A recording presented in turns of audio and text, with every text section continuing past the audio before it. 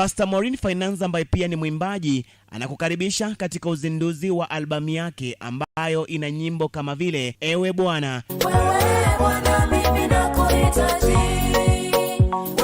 na Nyenyekea.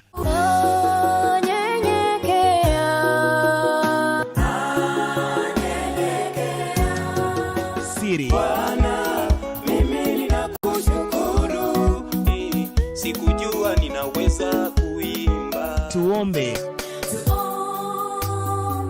Na Ebeneza. Bwana Israeli.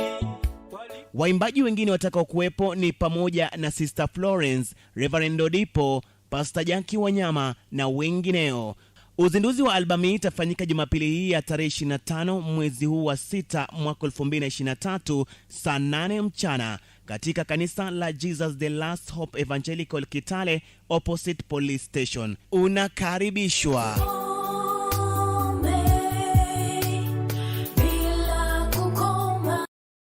Pastor Maureen Finance ambaye pia ni mwimbaji anakukaribisha katika uzinduzi wa albamu yake ambayo ina nyimbo kama vile Ewe Bwana, mimi nakuhitaji, na Nyenyekea.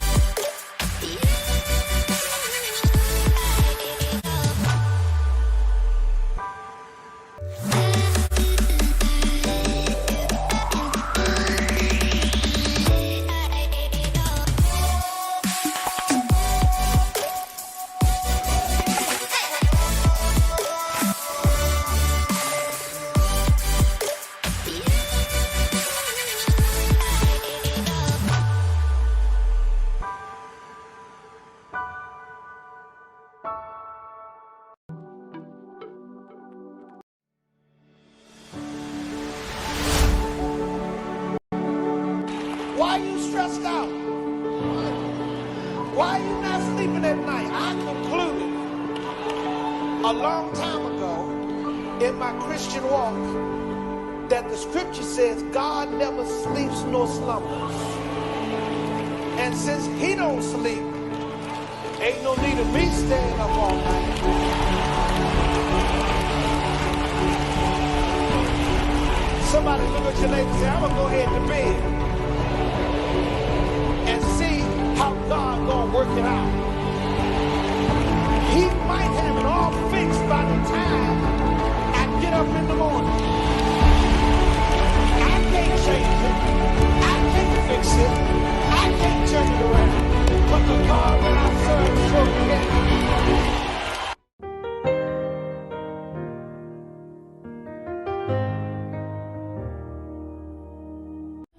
I'm going to tell everyone. I was counting on it. My son, they've run out of wine.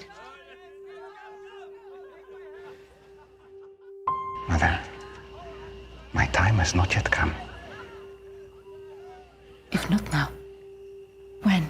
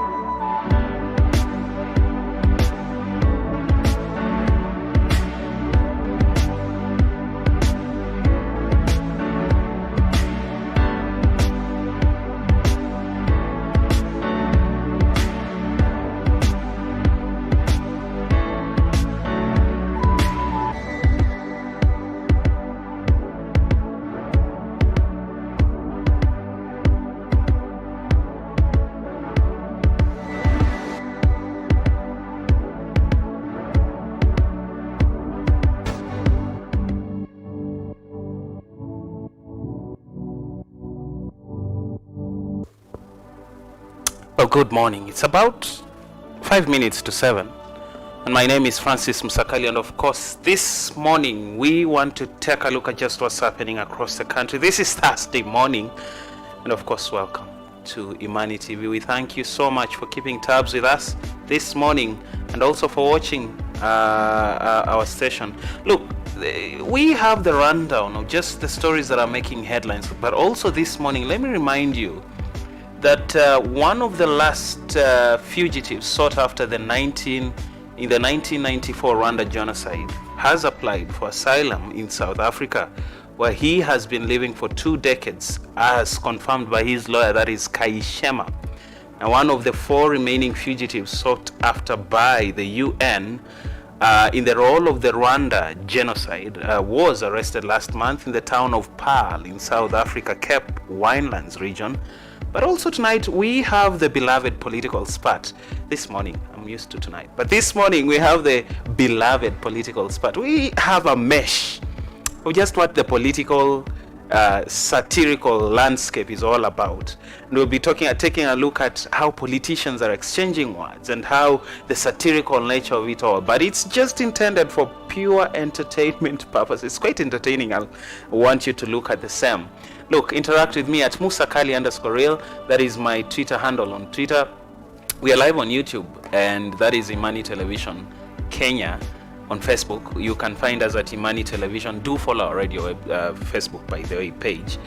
Go to our website, www.imaniradio.org, where you can subscribe to get more Christian content, and of course, more content on our website. That's of course news and every other thing. Let's begin our show this morning.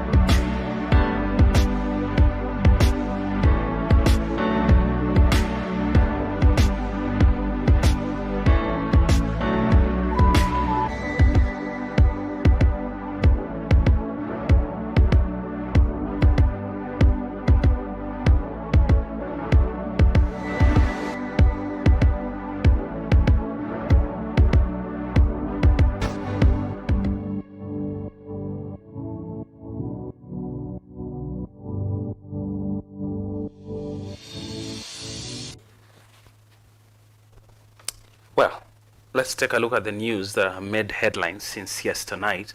Let's begin with our number 1 news. Salaried Kenyans are now bracing for lower income, and that is effective July, following the endorsement of the proposed housing levy deductions by members of parliament on Wednesday night.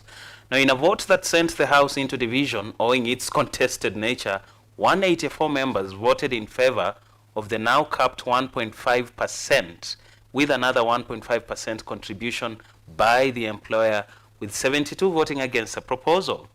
Now, the finance bill had initially proposed to introduce a levy at 3% deduction of all, an employer's salary, matched by another 3% by the employer before the National Assembly Finance and Planning Committee amended it to 1.5% following the conclusion of public participation. Let's listen in.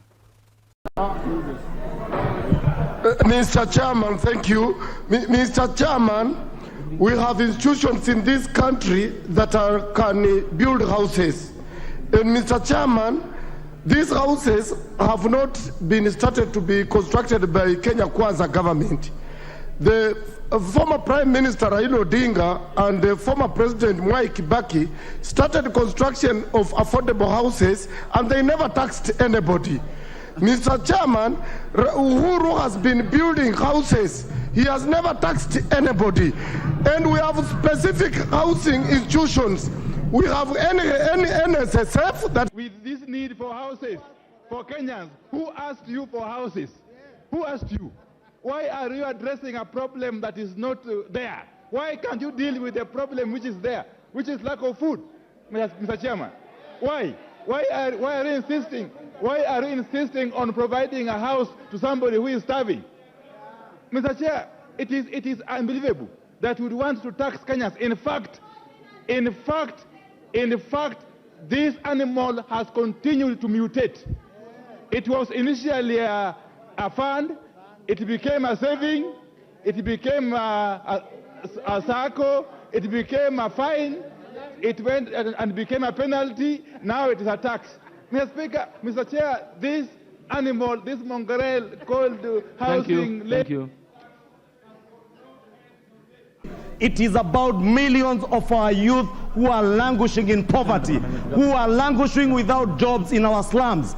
Millions of youth in Kathiani constituency, lawyers, engineers, who will access jobs, architects who will access jobs. It is not just about the manual jobs. It is about lawyers. Thank you. 30 seconds. 30 seconds. 30 seconds, wind up. 50 seconds to finish that point. Proceed. And I was mentioning Kathiani for deliberately, because the Honorable Mbui told us that housing will not create architectural jobs. It will not create jobs for doctors. It will not create for engineers, for lawyers. Honorable Mbui, I want to tell you, all those jobs will be created by housing through urbanization. Even doctors, when people live together, will be able to amalgamate land and secure food security for the people of Ukambani. Well, that was the discussion yesterday in Parliament. But starting next month, listen to this.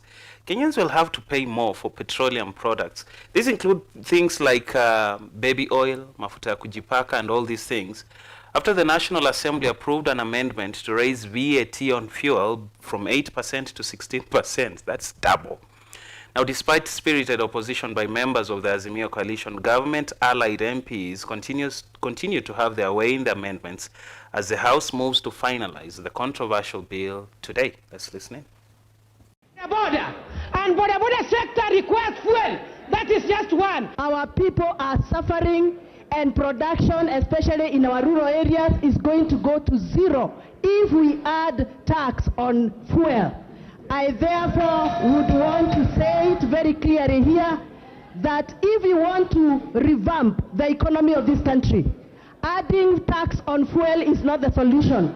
Ulisikia wapi? Nyinyi ndio mliosema Kenya haina pesa.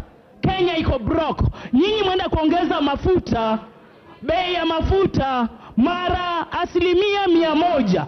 Hawa mama mboga ambao wanaenda sokoni wataenda na mafuta ya gari gani waweze kujikimu? Hawa bodaboda mlikuwa mnawazungumzia wataweza kufanya kazi zao vipi? Serikali msituchezee. It is taxpayers' money that has been paying the remaining 8%, and that is a fact. It is indeed true that a rise in VAT by 8% will occasion a rise in fuel prices, Honorable Speaker. The chair has enumerated the railway development levy that has gone down. IDF has gone down. And those are taxes and levies on fuel, just as President William Ruto promised. As many as are of that opinion say aye. As many as are of a counter opinion say nay. Yule mwalimu ambaye yuko Mombasa, nyumba za jengwa Nairobi, atahama vipi Mombasa wakati amejiestablish kule Mombasa aje akae Nairobi? Huu ni wizi wa dhahiri. Waheshimiwa, mimi nataka niwaelezee, tupanue akili zetu. Even if we passed this, honorable members, the court will take it and say it is not a function for the national government. I want to urge the committee to drop this for unconstitutionality and purely a flawed way of thinking that you can solve housing in this country by this kind of approach. Who has died? Who has died in the village for lack of houses? They're saying. Look, President William Ruto has come out to say the government will defend the rights of the media as his cabinet secretary for trade, Moses Kuria, continues within his onslaught against journalists. Now, speaking yesterday after flagging off this year's safari rally in Naivasha, Dr. Ruto promised to do his bit in defending the media from the erratic minister who has been on a tear since the Nation Media Group published an expose on the edible oil scandal that has allegedly lost government billions. But in the same breath, President William Ruto defended Moses Kuria, saying the media must also be criticized when people speak up. Let's listen in. We must defend the free media. We must defend their right to criticize, to say whatever it is that they want to say, even to write propaganda, even to say the wrong things, even to write falsehood. You know, we must defend that right. But we must also defend the right of those who hold the media to account or who call out the media when the media goes rogue. We must also defend the right of people like Moses Kuria to speak their mind. The same way, we are defending the media to say all the things they want, including the wrong ones, right? And I saw one journalist saying the president should defend us from Moses Kuria.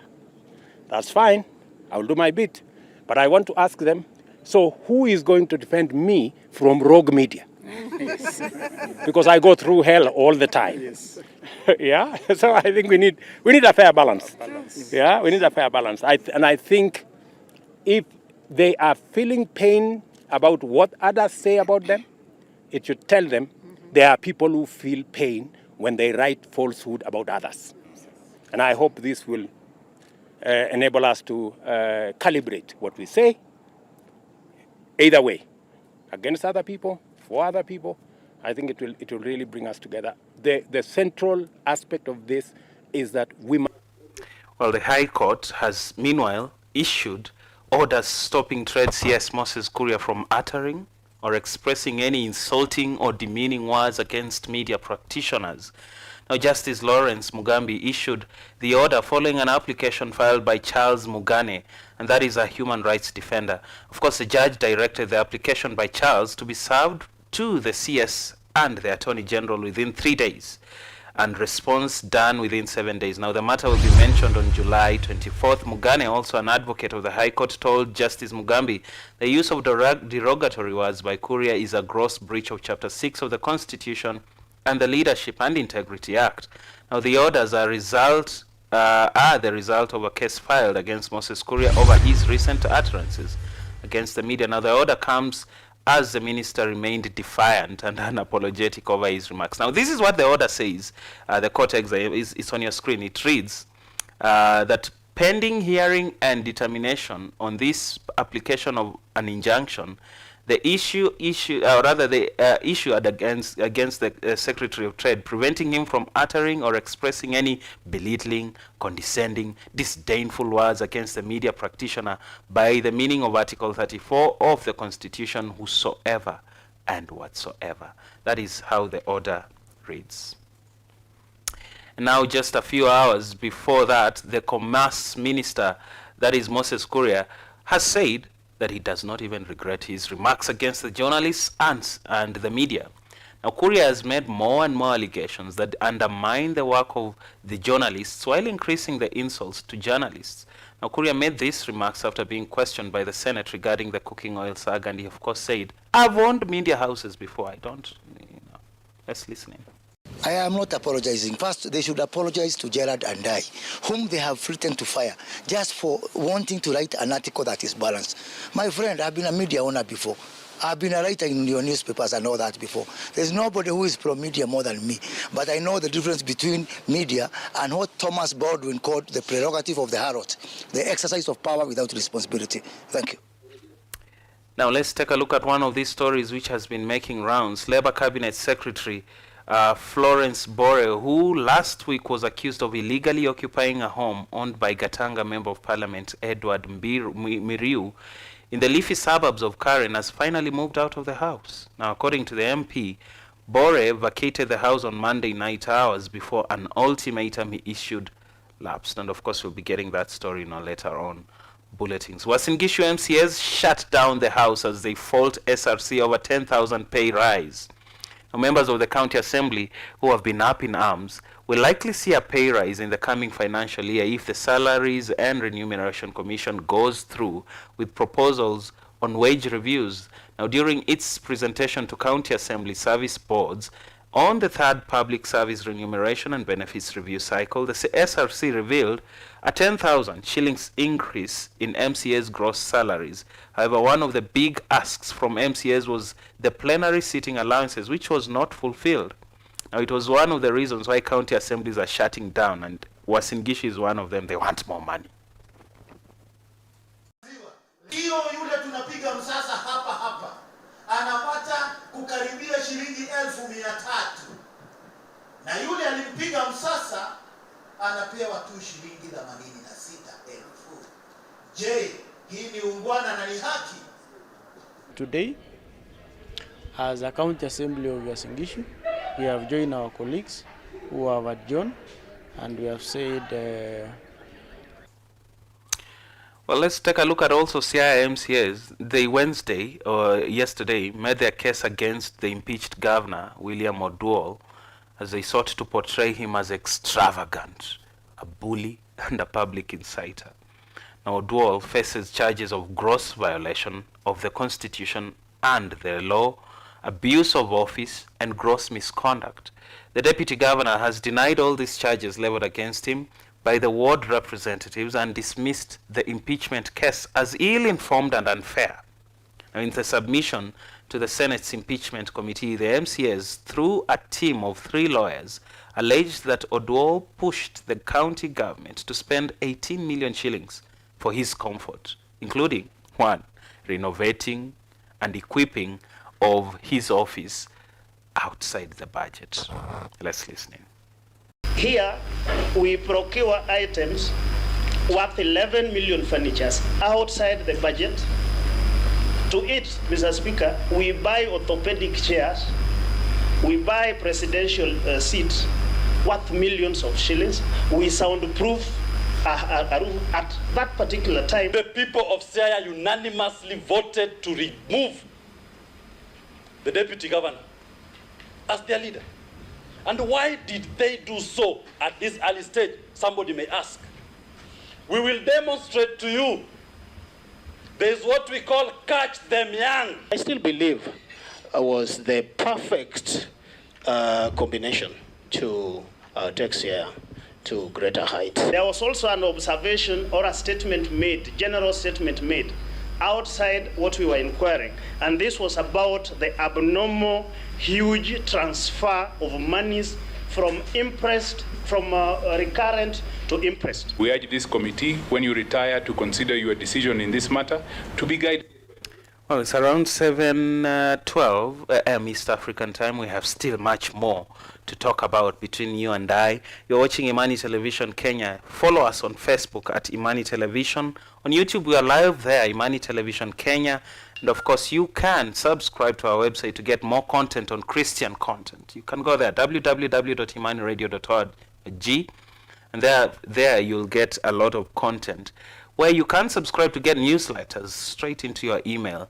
And of course, you'll be updated as things go on.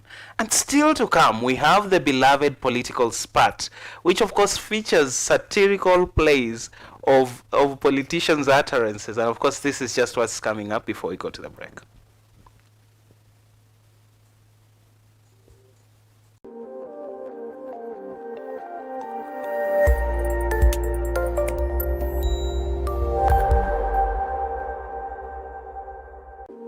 Pastor Maureen Finance ambaye pia ni mwimbaji anakukaribisha katika uzinduzi wa albamu yake ambayo ina nyimbo kama vile Ewe Bwana, mimi nakuhitaji, na Nyenyekea.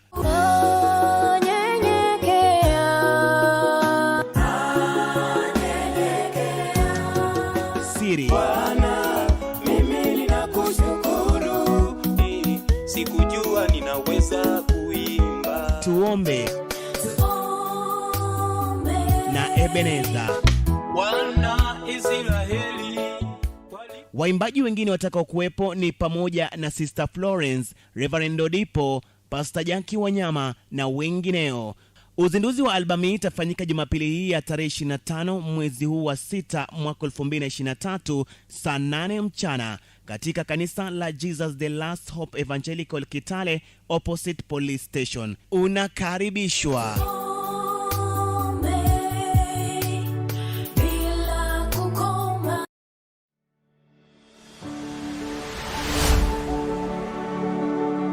Why are you stressed out?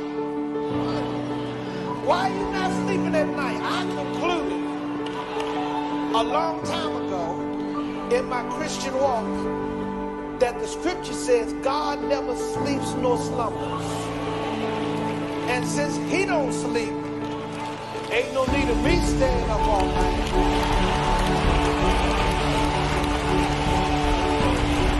Somebody look at your neighbor and say, I'm gonna go ahead to bed and see how God gonna work it out. He might have it all fixed by the time I get up in the morning.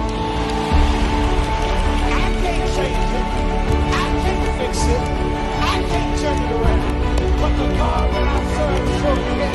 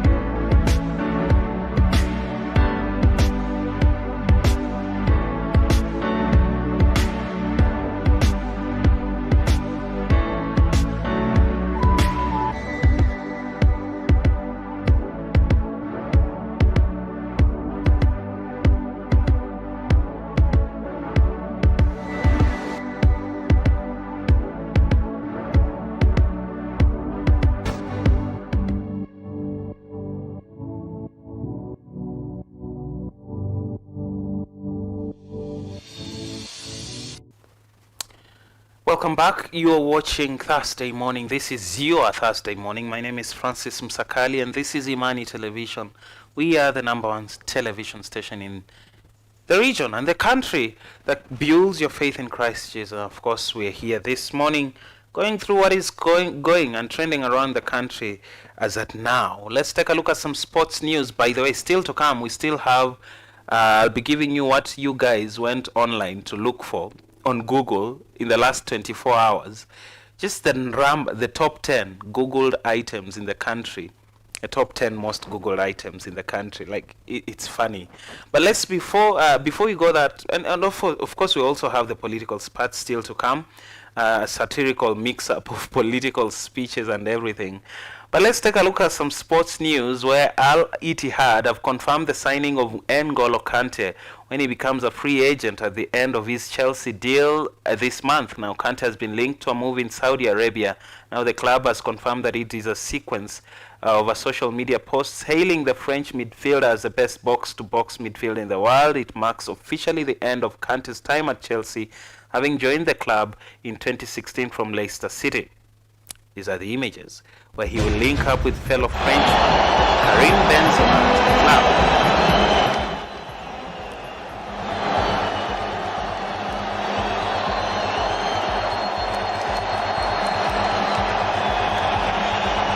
Now, of course, Benzema, after he joined the club after some few months ago, and of course the ranks of top players also joining up in the Saudi Pro League includes Cristiano Ronaldo, who plays for rivals like Al Nassr. Now, Kante is a 2018 World Cup winner with France, as well as Premier League winner with both Leicester and Chelsea. He has also lifted the Champions League trophy with the Blues in 2021. They are in the FIFA FIFA Club World Cup later this year, and of course, as well as bidding to retain their title as the international focus of the top flight of Saudi Arabian football intensifies.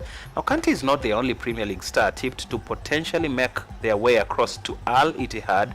Daily Mail and other sport outlets previously reported that the club, that is Al Ittihad, were interested in signing Tottenham's Son Heung-min For 51 million euros, that's a lot of money, although Spurs are said to be reluctant to accept such a move.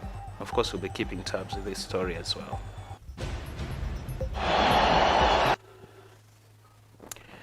And let's take a look at our political mashup of the week. Of course, these are just a move. It's not intended to be taken quite seriously, but it's just a satirical view of our political landscape. And my, oh my, things are chaotic in the move. The political landscape has been evolving and shifting over the past few weeks and the past few months with the reintroduction or the introduction with the finance bill, as Kenyans and more Kenyans lament of the tough economic times ahead. Of course, this has combined and made people talk in regards with the increase in taxation prices and increase in prices of the basic commodities. And of course, this has made people protest, talk, and more talk of political moves. We have combined this and mashed it up to become a political satire that is completely funny, that I think it's meant for entertainment purposes alone. Let's take a look. Anaitwa aje president wetu? Miss Jui. Hiyo ni kitu gani by the way?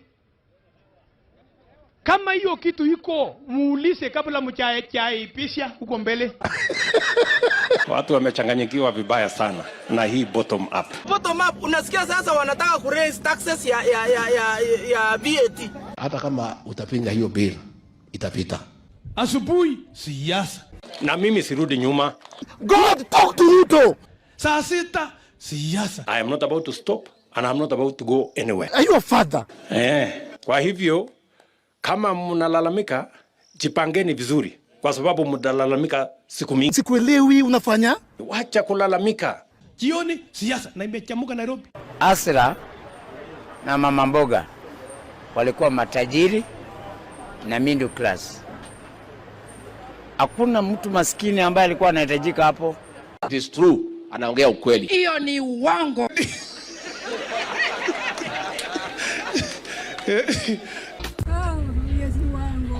Wananiua, Yesu, angalie Yesu.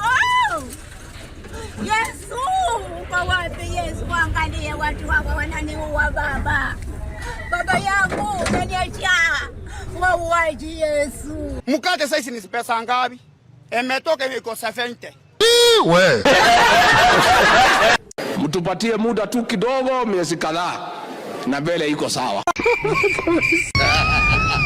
Nataka nini kwa hii Kenya wewe? We give up. Tuna give up. Mwaka ya kesho wewe endelea kupokea, sisi tumeokopa. Mambo ya mtungi ya gas lazima bei iteremuke. Petition ni waongo kubwa. Waongo. Wengine wanasema tena wewe unataka ukubwa. Wewe unataka utawala. Mimi kama mimi nilikuwa mlafi wa kutaka utawala, ningekubali kupata mwingine rais na mimi kama waziri mkuu. Ni ng'ombe hawa.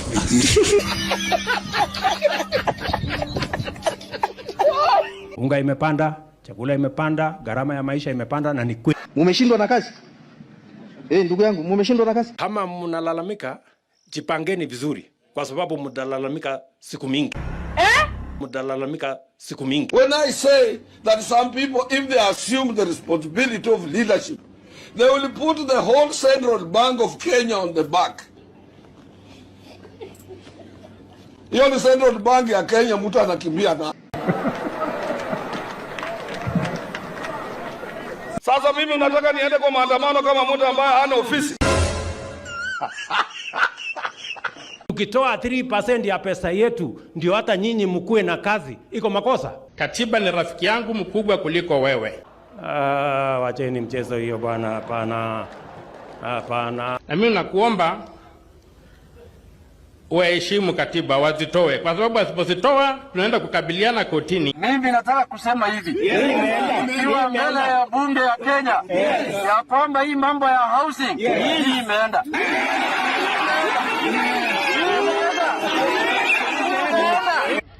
Ama we give up. Tuna give up. Mwaka ya kesho wewe endelea kupokea, sisi tumeokopa. Mambo ya mtungi ya gas lazima bei iteremuke. tutaweka pesa ya serikali kupunguza gharama ya mtungi ya gas. Ile ya kilo 6 mnanunua 2500, 2800. Tutaishukisha chini mpaka shilingi 500 ama 300. Yote iko line. Ikifika tarehe 1 mwezi Juni watakapoenda katika maduka haya kununua gesi, wataipata gesi hii. Tarehe 1 Juni haiwezekani. Wacha gas. Ile tunapunguza kati ya shilingi 300 na 500 ni mtungi yenyewe. Ndio sasa uongeze gas ndani yake.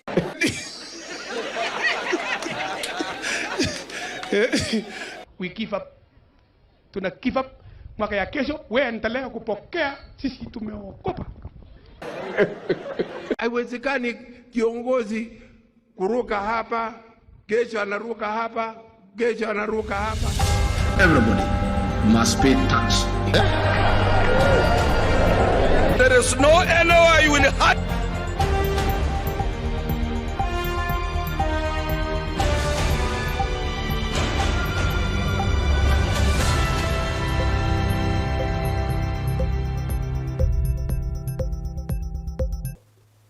Of course, that is a political spot. Just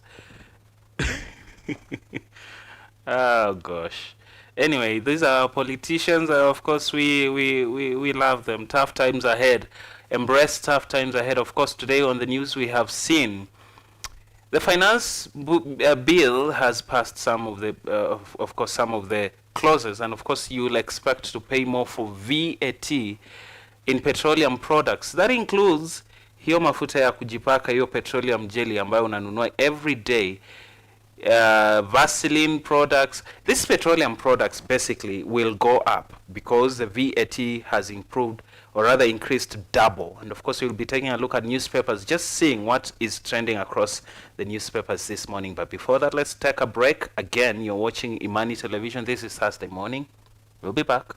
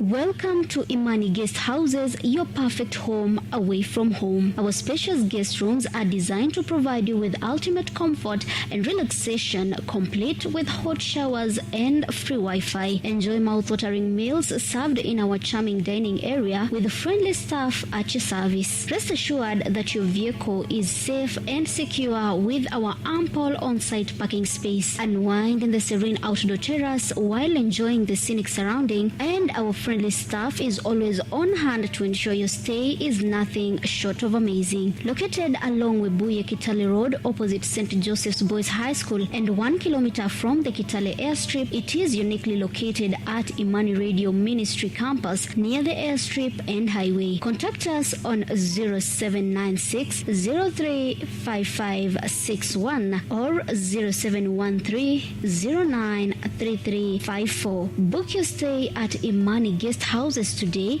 and experience the ultimate comfort and relaxation in this beautiful region.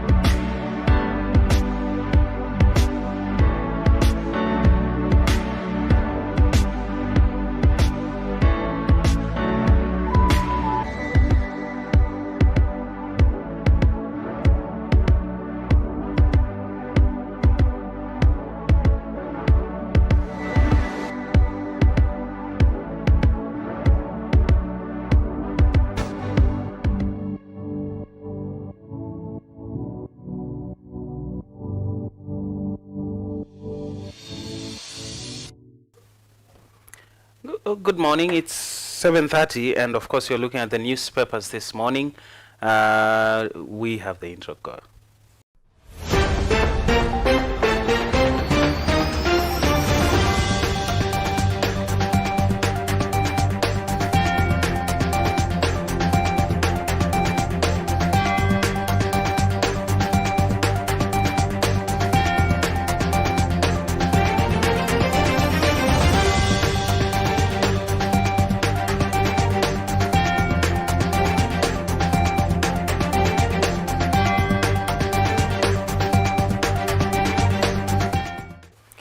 Well, today on the newspapers, of course, we are talking about the finance bill.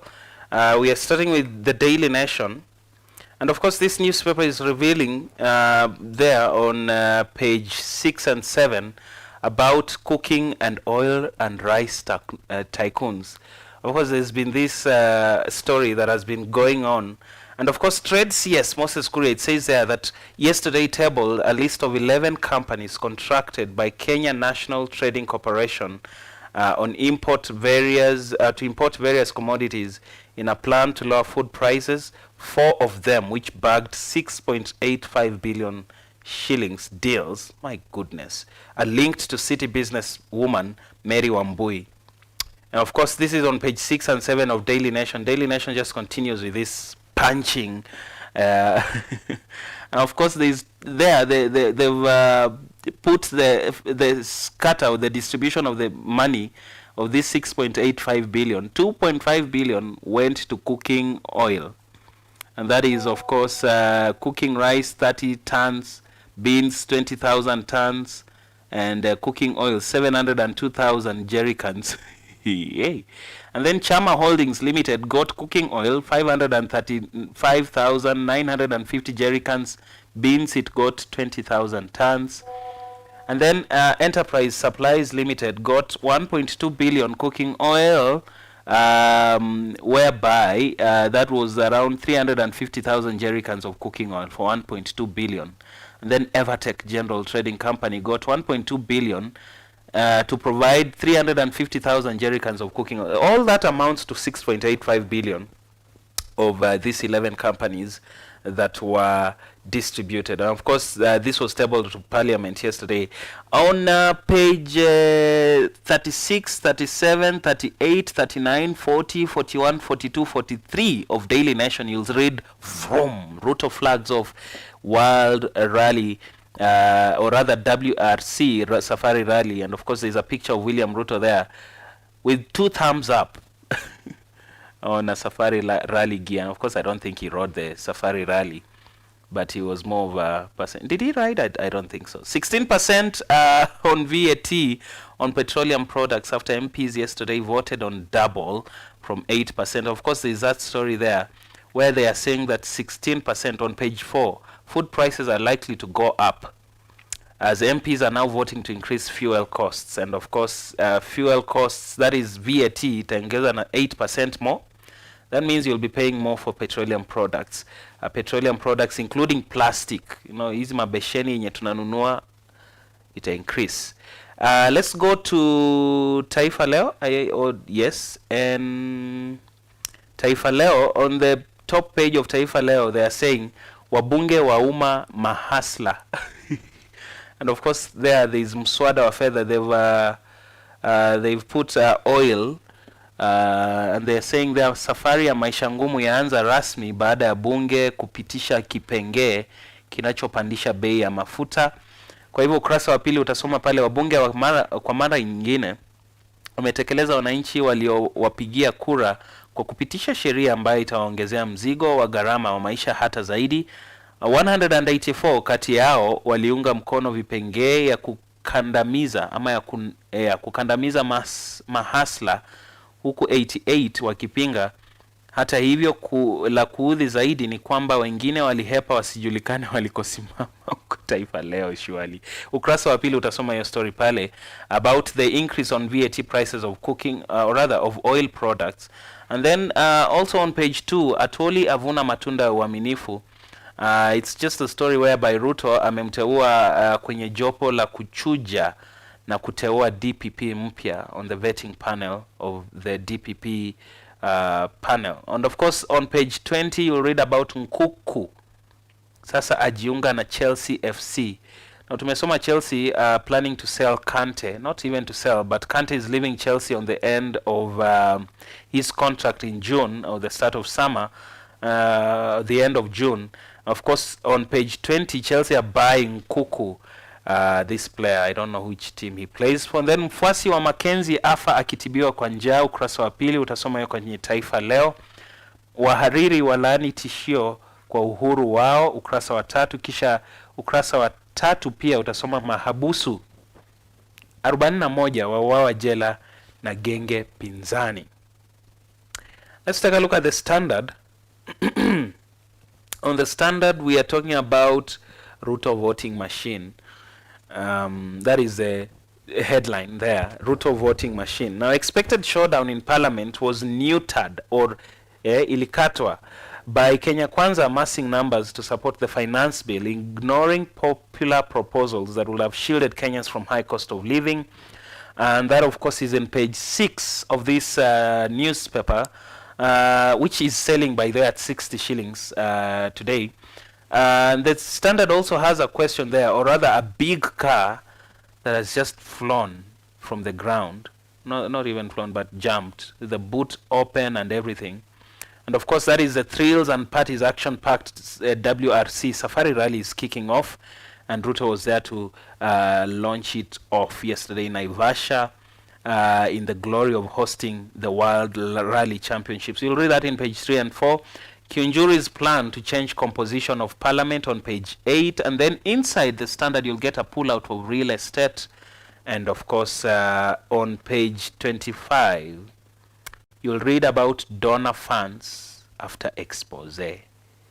And on page 4 you'll read about Oduol pushed for 18 million for on-comfort. This is about the Siaya deputy governor Oduol, who is being impeached, for lack of a better word. And of course they're saying that 18 million was just used for personal comfort. Ati alitafuta hiyo 18 million wa renovate office yake, buy new seats, buy new things, and 18 million gone like that. So that is why they are saying, or one of the reasons they are saying that they want to impeach him. Of course yesterday the presentation at Senate was over this hearing of this man called Oduol. We'll follow up this story with you on our social media platforms, and of course on our website www.imaniradio.org.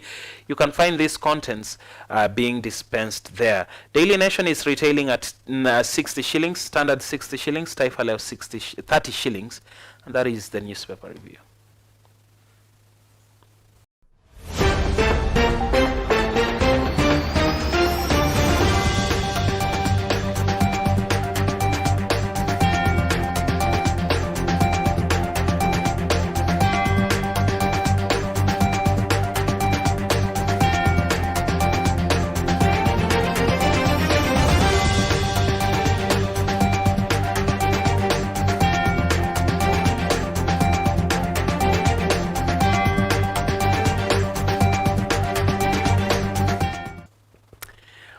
On our Thursday morning briefs, we always we will be providing you with the general look of the food situation in the country.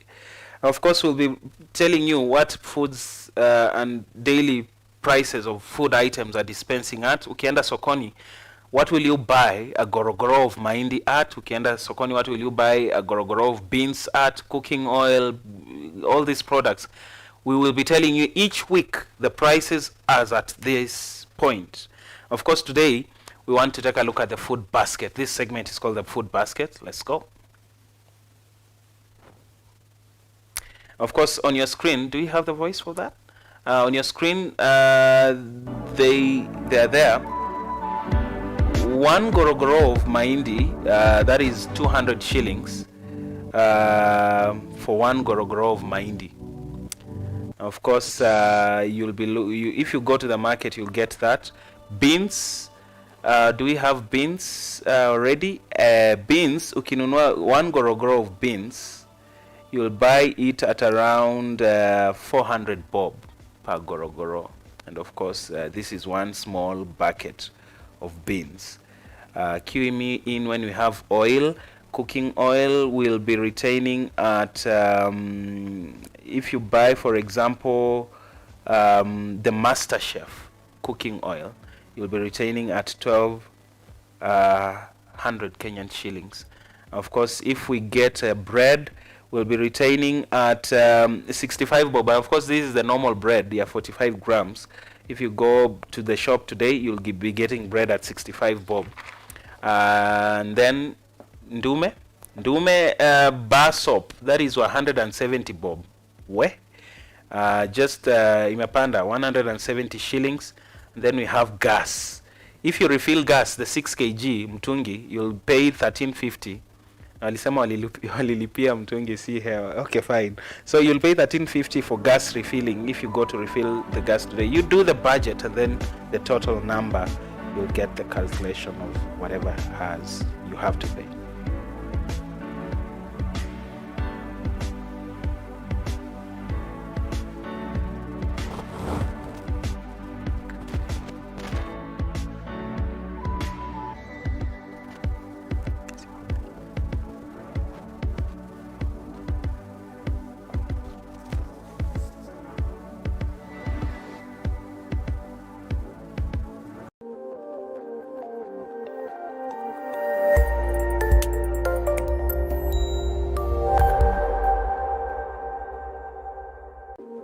Pastor Maureen Finance ambaye pia ni mwimbaji anakukaribisha katika uzinduzi wa albamu yake ambayo ina nyimbo kama vile Ewe Bwana, mimi nakuhitaji,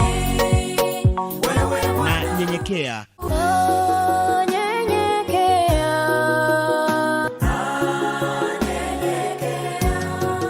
Siri. Bwana, mimi ninakushukuru, sikujua ninaweza kuimba. Tuombe.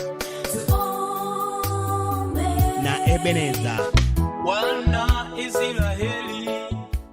Waimbaji wengine watakao kuwepo ni pamoja na Sister Florence, Reverend Odipo, Pastor Jackie Wanyama na wengineo.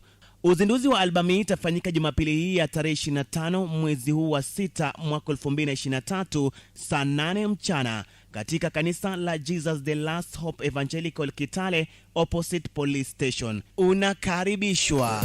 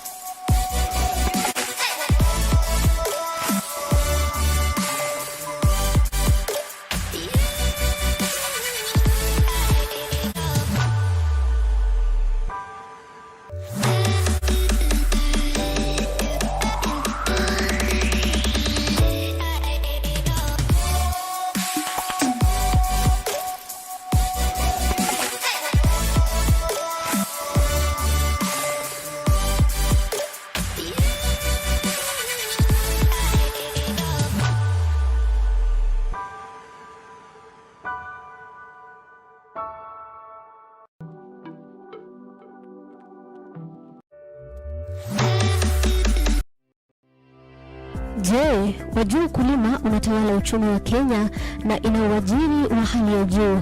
Basi hapa Imani Television tunakuletea kipindi cha ukulima mazao bora, upate kufahamishwa ukulima wa aina mbalimbali na kujifunza kutoka kwa wakulima waliobobea katika sekta hii na wataalamu wengine.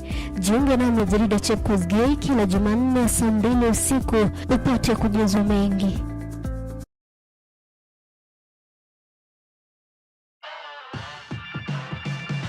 Thank God, thank God, thank God for the transforming power of faith. Nature forms us, sin deforms us.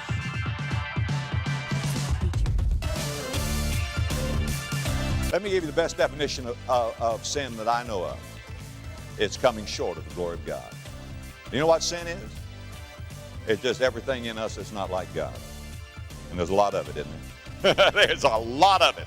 I mean, don't go strutting your stuff, folks.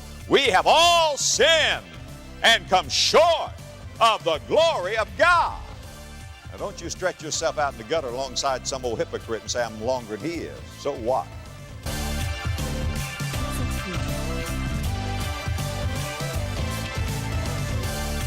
There is no promise too hard for God to keep. Do you believe that? Say amen. There's no promise that is too hard for God to keep. There are 30,000 promises in the Word of God, and every one of them are yea and amen in the Lord Jesus Christ. And not one jot nor one tittle shall fail from the law till all be fulfilled.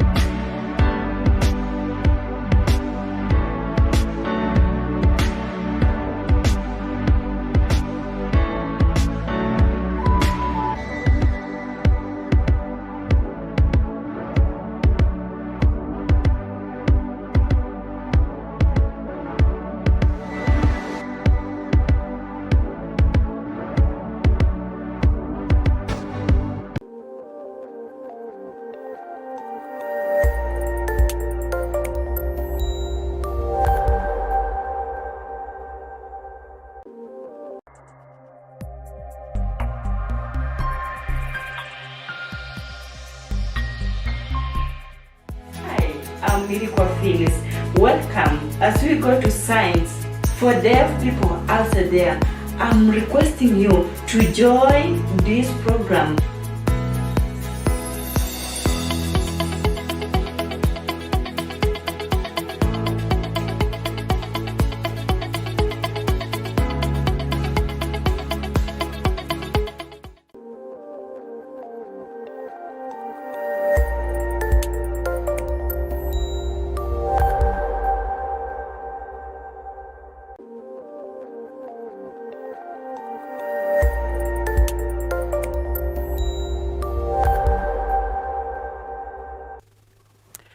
Well, good morning. This is Thursday, and it's around 7:40 a.m. Or 48 there, and of course this is Thursday morning. My name is Francis MUSAKALI. You're watching Imani TV. We're doing and reviewing the country's outline, and we just have one more thing to go before we close our bulletin to this morning, and that is what is trending across the whole social landscape. And of course, there's this movie that has just come out that Kenyans are very blown up about, and it's called Challengers. It's one of the most searched Google items in the country. Of course, this is just a snippet of it.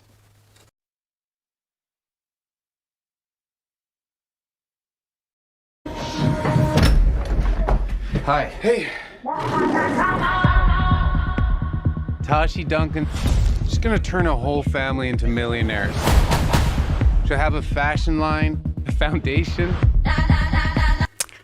Let's take a look, and of course I'll be telling you how exactly we played that, but let's take a look at the top 10 most searched items on Google by you Kenyans in the past 24 hours. Let's go.